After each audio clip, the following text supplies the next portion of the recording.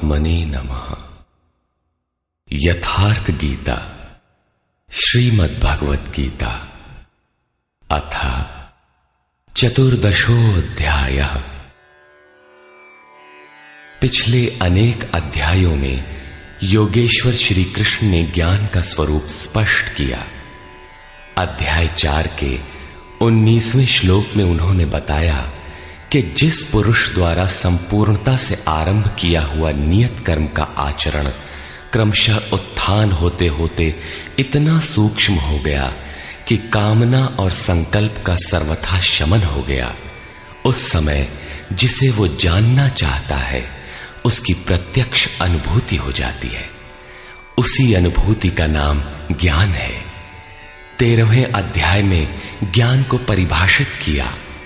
अध्यात्म ज्ञान नितत्वम तत्व ज्ञानार्थ दर्शनम।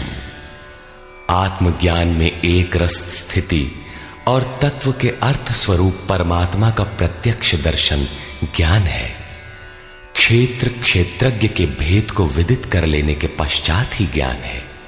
ज्ञान का अर्थ शास्त्रार्थ नहीं, शास्त्रों को याद कर लेना ही ज्ञान नहीं है। अभ्यास की वो अवस्था ज्ञान है जहां वो तत्व विदित होता है। परमात्मा के साक्षात्कार के साथ मिलने वाली अनुभूति का नाम ज्ञान है। इसके विपरीत सब कुछ अज्ञान है। इस प्रकार सब कुछ बता लेने पर भी प्रस्तुत अध्याय 14 में योगेश्वर श्री कृष्ण कहते हैं कि अर्जुन, उन ज्ञानों में भी परम उत्तम ज्ञान को मैं फिर भी तेरे लिए कहूंगा। योगेश्वर उसी की पुनरावृत्ति करने जा रहे हैं, क्योंकि शास्त्र सुचिंतित पुनि पुनि देखिए। भली प्रकार चिंतन किया हुआ शास्त्र भी बार बार देखना चाहिए। इतना ही नहीं, ज्यों ज्यों आप साधन पथ पर अग्रसर होंगे, ज्यों ज्यों उस इष्ट में प्रवेश पाते जाएंगे, त्यों त्यों ब्रह्म से नवीन नवीन अनुभूति मिलेगी। ये जानकारी सद्गुरु महापुरुष ही देते हैं। इसलिए श्री कृष्ण कहते हैं, मैं फिर भी कहूंगा। श्री भगवान उवाच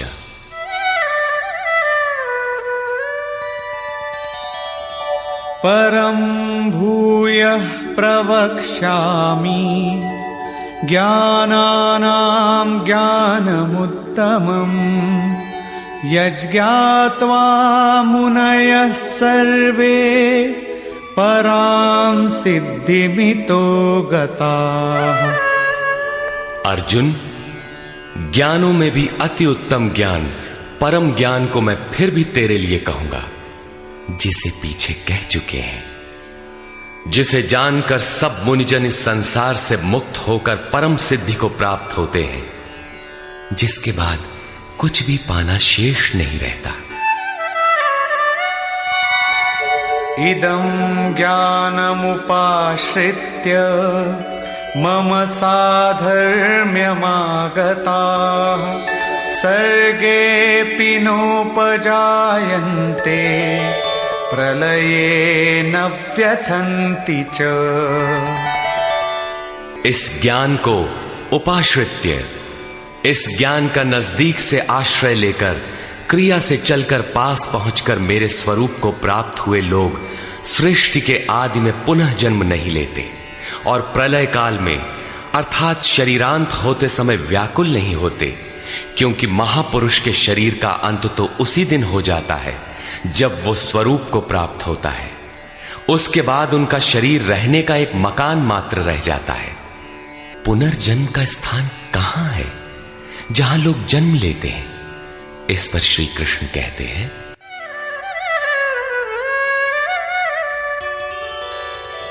मम योनिर्महद् ब्रह्म तस्मिन् गर्भं दधाम्यहम् सम्भवः सर्वभूतानां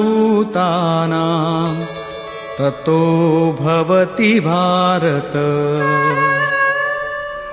हे अर्जुन, मेरी महद ब्रह्म अर्थात अष्टधा मूल प्रकृति संपूर्ण भूतों की योनि है और उसमें मैं चेतन रूपी बीज को स्थापित करता हूं।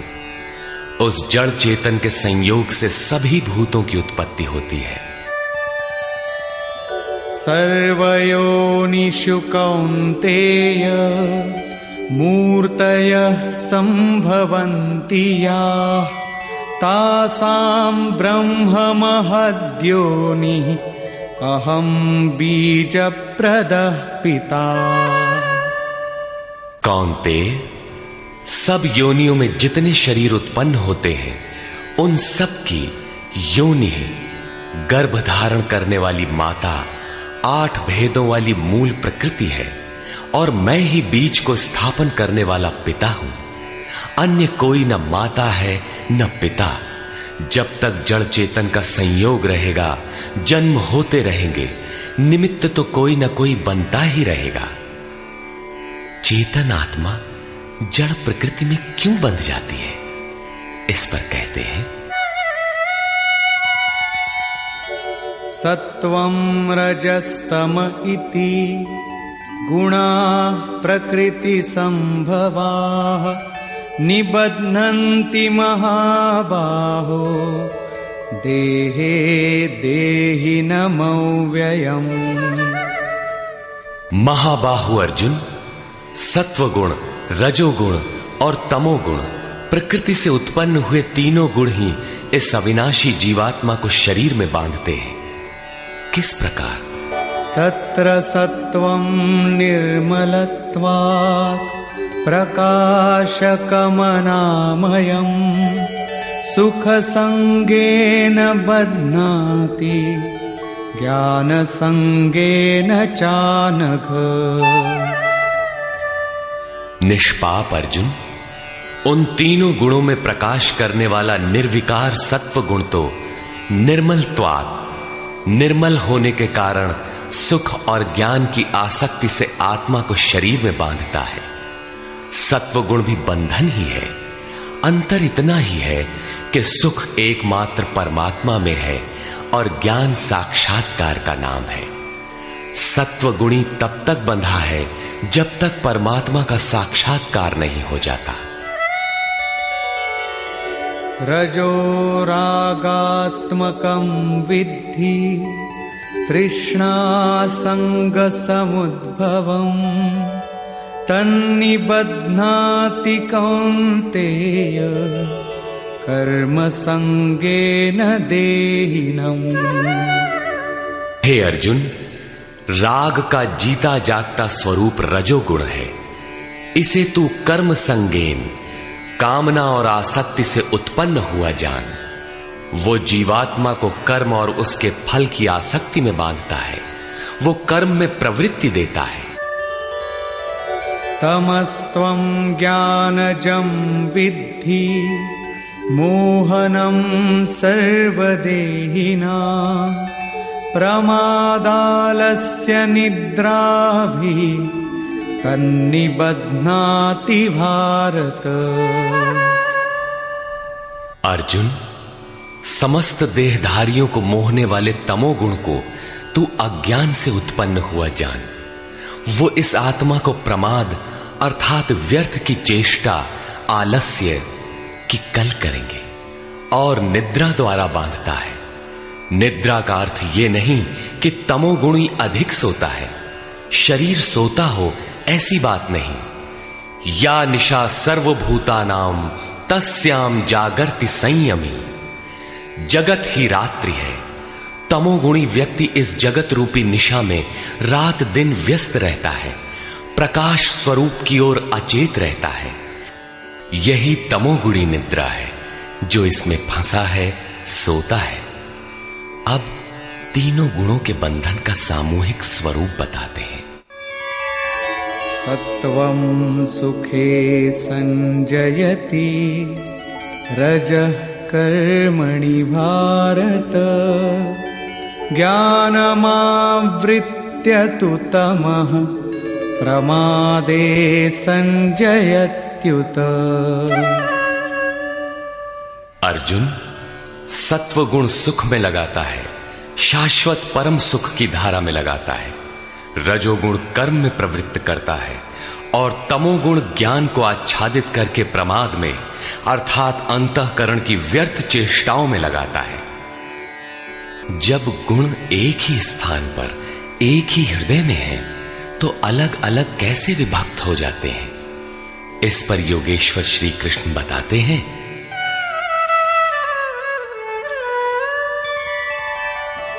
रजस्तमश्चाभिभूय सत्वं भवति भारत, रजः सत्वं तमश्चैव, तमः सत्वं रजस्तथा।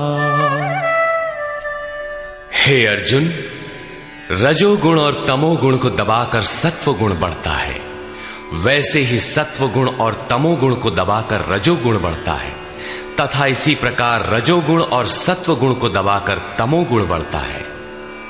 ये कैसे पहचाना जाए कि कब और कौन सा गुण कार्य कर रहा है? सर्वद्वारेषु देहेऽस्मिन् प्रकाश उपजायते, ज्ञानं यदा तदा विद्यात् विवृद्धं सत्वमित्युत। जिस काल में इस शरीर तथा अंतःकरण और संपूर्ण इंद्रियों में ईश्वरीय प्रकाश और बोध शक्ति उत्पन्न होती है, उस समय ऐसा जानना चाहिए कि सत्वगुण विशेष वृद्धि को प्राप्त हुआ है, तथा लोभ प्रवृत्तिरारम्भः कर्मणामशमः स्पृहा, रजस्येतानि जायन्ते विवृद्धे भरतर्षभ। हे अर्जुन, रजोगुण की विशेष वृद्धि होने पर लोभ, कार्य में प्रवृत्त होने की चेष्टा, कर्मों का आरंभ, अशांति अर्थात मन की चंचलता, विषय भोगों की लालसा, ये सब उत्पन्न होते हैं। अब तमोगुण की वृद्धि में क्या होता है? अप्रकाशो प्रवृत्तिश्च प्रमादो मोह एव च, तमस्येतानि जायन्ते विवृद्धे कुरु नंदन। अर्जुन, तमोगुण के बढ़ने पर अप्रकाशः, प्रकाश परमात्मा का द्योतक है।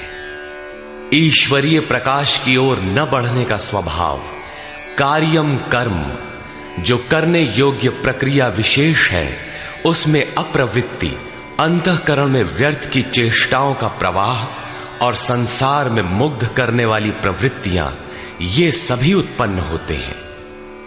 इन गुणों की जानकारी से लाभ क्या है? यदा सत्वे प्रवृद्धे तु प्रलयं याति देहभृत्, तदोत्तमविदां लोकान् अमलान् प्रतिपद्यते। जब ये जीवात्मा सत्व गुण की वृद्धि काल में मृत्यु को प्राप्त होता है, शरीर त्याग करता है, तब उत्तम कर्म करने वालों के मल रहित दिव्य लोकों को प्राप्त होता है, तथा रजसि प्रलयं गत्वा कर्म संगिषु जायते, तथा प्रलीनस्तमसि मूढ़योनिषु जायते। रजोगुण की वृद्धि होने पर मृत्यु को प्राप्त होने वाला कर्मों की आसक्ति वाले मनुष्यों में जन्म लेता है, तथा तमोगुण की वृद्धि में मरा हुआ पुरुष मूढ़ योनियों में जन्म लेता है, जिसमें कीट पतंगादि पर्यंत योनियों का विस्तार है। अतः गुणों में भी मनुष्यों को सात्विक गुणों वाला होना चाहिए। प्रकृति का ये बैंक आपके अर्जित गुणों को मृत्यु के उपरांत भी उन्हें आपको सुरक्षित लौटाता है। अब देखें इसका परिणाम। कर्मणः सुकृतस्याहुः सात्विकं निर्मलं फलं, रजसस्तु फलं दुःखम् अज्ञानं तमसः फलम्। सात्विक कर्म का फल सात्विक, निर्मल सुख, ज्ञान और वैराग्यादि कहा गया है। राजस कर्म का फल दुख और तामस कर्म का फल अज्ञान है। तथा सत्वात् संजायते ज्ञानम् रजसो लोभ एव च प्रमादमोहौ तमसो भवतो ज्ञानमेव च। सत्व गुण से ज्ञान उत्पन्न होता है। ईश्वरीय अनुभूति का नाम ज्ञान है। ईश्वरीय अनुभूति का प्रवाह होता है। रजोगुण से निसंदेह लोभ उत्पन्न होता है तथा तमोगुण से प्रमाद, मोह, आलस्य अर्थात अज्ञान ही उत्पन्न होता है। ये उत्पन्न होकर कौन सी गति देते हैं? ऊर्ध्वं गच्छन्ति सत्त्वस्था मध्ये तिष्ठन्ति राजसाः जघन्यगुणवृत्तिस्था अधो गच्छन्ति तामसाः। सत्व गुण में स्थित हुआ पुरुष ऊर्ध्व मूलम, उस मूल परमात्मा की ओर प्रवाहित होता है, निर्मल लोकों में जाता है। रजोगुण में स्थित राजस पुरुष मध्यम श्रेणी के मनुष्य होते हैं, जिनके पास न सात्विकम विवेक वैराग्य ही होता है और न अधम कीट पतंग योनियों में जाते हैं, बल्कि पुनर्जन्म को प्राप्त होते हैं। और निंदित तमोगुण में प्रवृत्त हुए तामसी पुरुष अधोगति है, अर्थात पशु पक्षी कीट पतंग आदि अधम योनियों को प्राप्त होते हैं। इस प्रकार तीनों गुण किसी न किसी रूप में योनि के ही कारण हैं। जो पुरुष गुणों को पार कर लेते हैं वे जन्म बंधन से छूट जाते हैं और मेरे स्वरूप को प्राप्त होते हैं। इस पर कहते हैं,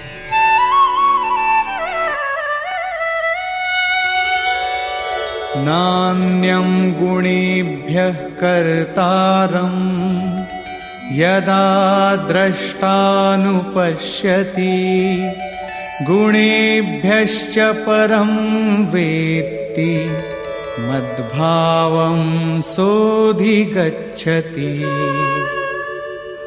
जिस काल में दृष्टा आत्मा तीनों गुणों के अतिरिक्त अन्य किसी को करता नहीं देखता और तीनों गुणों से अत्यंत परे परम तत्व को वेत्ति विदित कर लेता है, उस समय वो पुरुष मेरे स्वरूप को प्राप्त होता है। ये बौद्धिक मान्यता नहीं है कि गुण गुणों में बरतते हैं। साधन करते करते एक ऐसी अवस्था आती है जहां उस परम से अनुभूति होती है कि गुणों के सिवाय कोई करता नहीं दिखता। उस समय पुरुष तीनों गुणों से अतीत हो जाता है। ये कल्पित मान्यता नहीं है। तथा इसी पर आगे कहते हैं, गुणानेतानतीत्यत्रीन् देहि देह समुद्भवान् जन्म मृत्यु जरा दुःखैर् विमुक्तो मृतमश्नुते। पुरुष इन स्थूल शरीरों की उत्पत्ति के कारण रूप तीनों गुणों से अतीत होकर जन्म मृत्यु वृद्धावस्था और सब प्रकार के दुखों से विशेष रूप से मुक्त होकर अमृत तत्व का पान करता है। इस प्रकार अर्जुन ने प्रश्न किया। अर्जुन उवाच,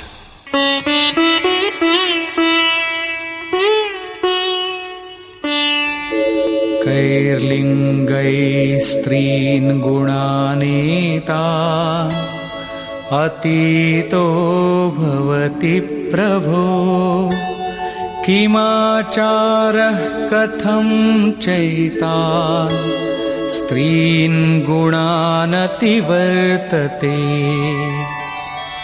प्रभु, इन तीनों गुणों से अतीत हुआ पुरुष किन किन लक्षणों से युक्त होता है और किस प्रकार के आचरणों वाला होता है तथा मनुष्य किस उपाय से इन तीनों गुणों से अतीत होता है। श्री भगवान उवाच,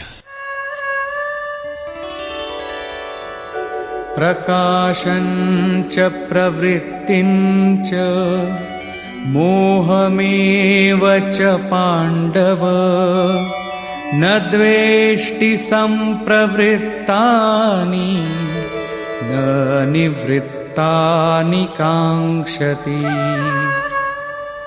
अर्जुन के उपर्युक्त तीनों प्रश्नों का उत्तर देते हुए योगेश्वर श्री कृष्ण ने कहा, अर्जुन, जो पुरुष सत्व गुण के कार्य रूप ईश्वरीय प्रकाश, रजोगुण के कार्य रूप प्रवृत्ति और तमोगुण के कार्य रूप मोह को न तो प्रवृत्त होने पर बुरा समझता है और न निवृत्त होने पर उनकी आकांक्षा ही करता है, तथा उदासीनवदासीनो गुणैर्यो न विचाल्यते गुणा वर्तन्त इत्येव योऽवतिष्ठति नेङ्गते। जो इस प्रकार उदासीन के सदृश स्थित हुआ गुणों द्वारा विचलित नहीं किया जा सकता, गुण गुण में ही बरतते हैं, ऐसा यथार्थतः जानकर उस स्थिति से चलायमान नहीं होता, तभी वो गुणों से अतीत होता है। समदुःख सुख स्वस्थः समलोष्टाश्मकाञ्चनः तुल्यप्रिया प्रियो धीरस् तुल्यनिन्दात्मसंस्तुतिः।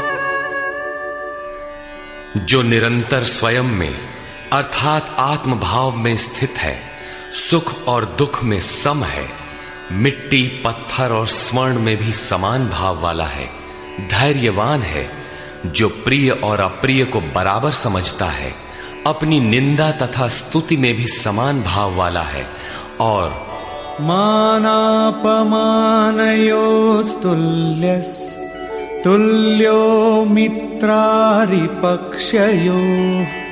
सर्वारंभ परित्यागी गुणातीतः स उच्यते। जो मान और अपमान में सम है, मित्र और शत्रु पक्ष में भी सम है, वो संपूर्ण आरंभों से रहित हुआ पुरुष गुणातीत कहा जाता है। श्लोक 22 से 25 तक गुणों से अतीत पुरुष के लक्षण और आचरण बताए गए कि वो चलायमान नहीं होता, गुणों के द्वारा विचलित नहीं किया जा सकता, स्थिर रहता है। अब प्रस्तुत है गुणों से अतीत होने की विधि।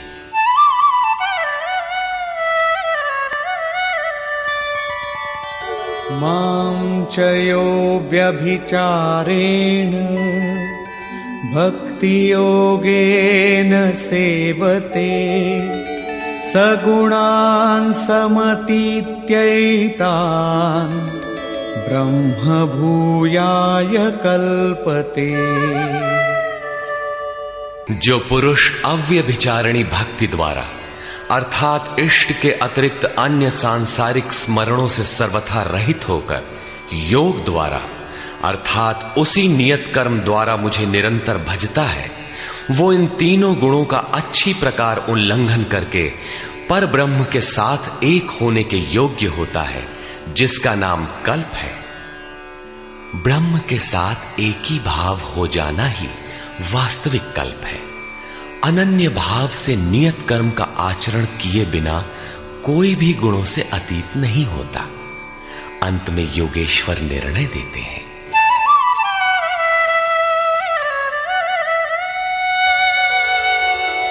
ब्रह्मणो हि प्रतिष्ठाहम् अमृतस्याव्ययस्य च शाश्वतस्य च धर्मस्य सुखस्यैकान्तिकस्य च।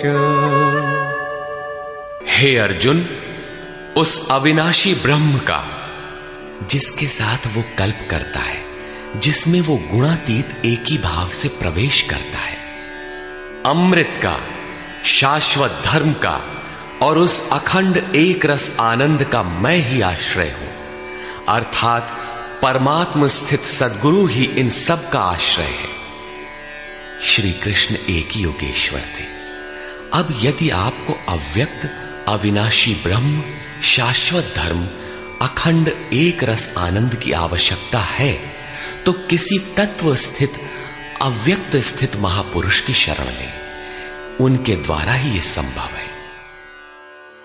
निष्कर्ष, इस अध्याय के आरंभ में योगेश्वर श्री कृष्ण ने कहा कि अर्जुन, ज्ञानों में भी अति उत्तम परम ज्ञान को मैं फिर भी तेरे लिए कहूंगा, जिसे जानकर मुनिजन उपासना के द्वारा मेरे स्वरूप को प्राप्त होते हैं। फिर सृष्टि के आदि में वे जन्म नहीं लेते, किंतु शरीर का निधन तो होना ही है। उस समय वे व्यथित नहीं होते। वे वास्तव में शरीर तो उसी दिन त्याग देते हैं जिस दिन स्वरूप को प्राप्त होते हैं। प्राप्ति जीते जी होती है, किंतु शरीर का अंत होते समय भी वे व्यथित नहीं होते। प्रकृति से उत्पन्न हुए रज, सत्व और तम तीनों गुण ही इस जीवात्मा को शरीरों में बांधते हैं। दो गुणों को दबाकर तीसरा गुण बढ़ाया जा सकता है। गुण परिवर्तनशील है। प्रकृति जो अनादि है, नष्ट नहीं होती, बल्कि गुणों का प्रभाव टाला जा सकता है। गुण मन पर प्रभाव डालते हैं। जब सत्व गुण की वृद्धि रहती है तो ईश्वरीय प्रकाश और बोध शक्ति रहती है। रजोगुण रागात्मक है। उस समय कर्म का लोभ रहता है, आसक्ति रहती है, और अंतःकरण में तमोगुण कार्य रूप लेने पर आलस्य प्रमाद घेर लेता है। सत्व की वृद्धि में मृत्यु को प्राप्त पुरुष ऊपर के निर्मल लोकों में जन्म लेता है।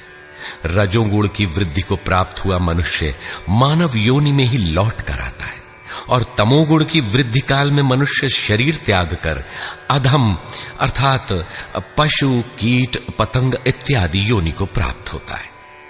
इसलिए मनुष्यों को क्रमशः उन्नत गुण सात्विक की ओर बढ़ना चाहिए। वस्तुतः तीनों गुण किसी न किसी योनि के ही कारण हैं। गुण ही आत्मा को शरीरों में बांधते हैं, इसलिए गुणों से अतीत होना चाहिए। वे जिससे मुक्त होते हैं उसका स्वरूप बताते हुए योगेश्वर ने कहा, अष्टधा मूल प्रकृति गर्भ को धारण करने वाली माता है और मैं ही बीज रूप पिता हूं। अन्य न कोई माता है न पिता।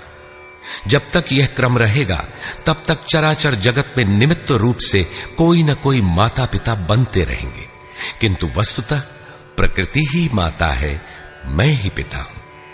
अर्जुन ने 3 प्रश्न किए। गुणातीत पुरुष के क्या लक्षण हैं, क्या आचरण है, और किस उपाय से मनुष्य इन तीनों गुणों से अतीत होता है। इस पर योगेश्वर श्री कृष्ण ने गुणातीत पुरुष के लक्षण और आचरण बताए, और अंत में गुणातीत होने का उपाय बताया कि जो पुरुष अव्यभिचारिणी भक्ति और योग के द्वारा निरंतर मुझे भजता है वह तीनों गुणों से अतीत हो जाता है। अन्य किसी का चिंतन न करते हुए निरंतर इष्ट का चिंतन करना अव्यभिचारिणी भक्ति है। जो संसार के संयोग वियोग से सर्वथा रहित है उसी का नाम योग है। उसको कार्य रूप देने की प्रणाली का नाम कर्म है। यज्ञ जिससे संपन्न होता है वह हरकत कर्म है। अव्यभिचारिणी भक्ति द्वारा उस नियत कर्म के आचरण से ही पुरुष तीनों गुणों से अतीत होता है और अतीत होकर ब्रह्म के साथ एक ही भाव के लिए पूर्ण कल्प को प्राप्त करने के लिए योग्य होता है। गुण जिस मन पर प्रभाव डालते हैं उसके विलय होते ही ब्रह्म के साथ एक ही भाव हो जाता है।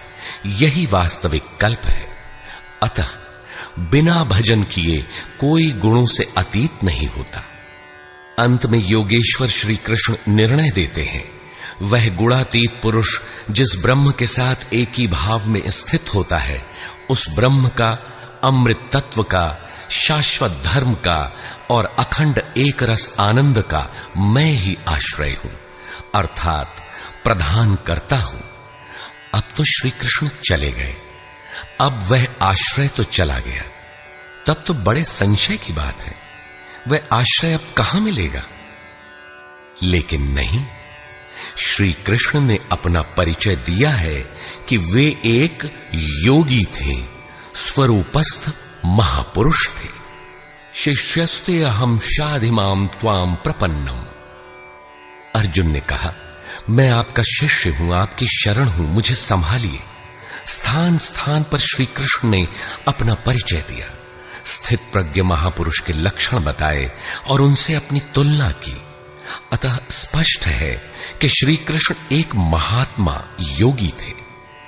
अब यदि आपको अखंड एक रस आनंद, शाश्वत धर्म अथवा अमृत तत्व की आवश्यकता है तो इन सब की प्राप्ति के स्रोत एकमात्र सद्गुरु हैं। सीधे पुस्तक पढ़कर इसे कोई नहीं पा सकता।